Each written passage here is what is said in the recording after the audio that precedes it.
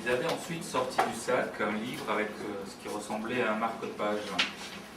Le notaire s'en était aussitôt emparé. Il avait saisi ce petit bout de papier de couleur blanc cassé, 1, 2, 3, voire plus de pliures. Comme celle des avions en papier, faits par des écoliers facétieux. On aurait pu penser qu'il s'agissait d'un ticket de cinéma.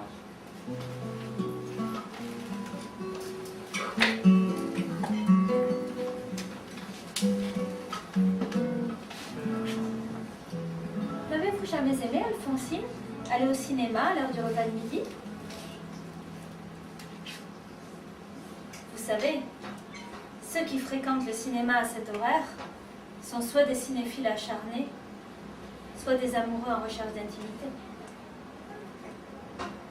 Il y a peu de temps, à midi, j'étais assise dans un fauteuil d'un cinéma que je fréquentais dans mon adolescence.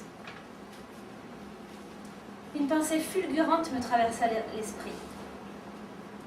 Être près de mon Alphonsine à moi. Allez, ce pourrait être vous, mon amour fou d'adolescence. Non, je plaisante. Je nous revois, elle et moi, main dans la main en pleine projection du film Au feu les pompiers de Milos Forman. Un réalisateur tchèque qui avait aussi tourné Les Amours d'une blonde, mes films préférés des années 60. À cette époque, nous aimions vivre d'amour, de pain, d'eau fraîche, et un billet de ciné à nos yeux valait mieux qu'un ticket de resto U. On se donnait souvent rendez-vous dans ma chambre mansardée du 7e étage. Elle gravissait les marches 4 à 4, sans jamais être essoufflée quand elle arrivait à ma porte. Une fois entrée rituellement, après avoir retiré son imperméable, elle dénouait son foulard qui ceinturait son pull Shetland, puis posait tranquillement tous ses vêtements sur l'un des 2 lits à une place. Je ne vous choque pas, j'espère. L'impudeur des amoureux. C'est l'un des plus durs secrets à partager, vous le savez, Alphonsine. Les 2 petits lits étaient les seuls mobiliers de cette chambre, avec une commode sans style sur laquelle trônait un brodeau. Pour nous déshabiller, ça allait très vite, et nous nous abandonnions à de multiples caresses. J'étais heureuse de vivre un amour fou. Pourtant, je savais que dans quelques mois, elle retrouverait son fiancé, à qui elle avait promis le mariage. À ce moment-là, il était militaire.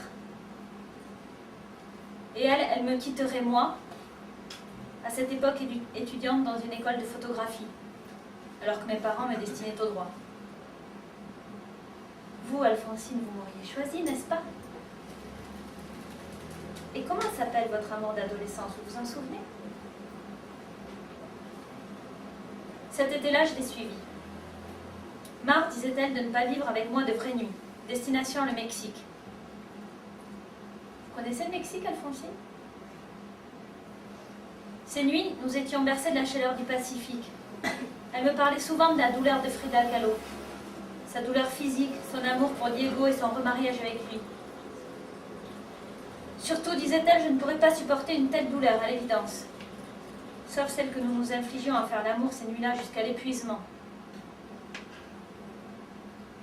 À l'automne, de retour à Paris. Ce fut au café Cluny, boulevard Saint-Germain, notre dernier rendez-vous.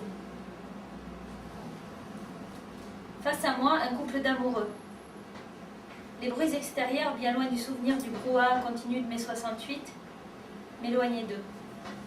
J'entendais à peine leur chuchotement, des bruits de vaisselle, la serveuse de la brasserie essuyant le zin du bar de son linge humide, odeur âcre, amère comme ce café tiède que je buvais, seul, debout, au comptoir, face au reflet de ce couple dans le miroir.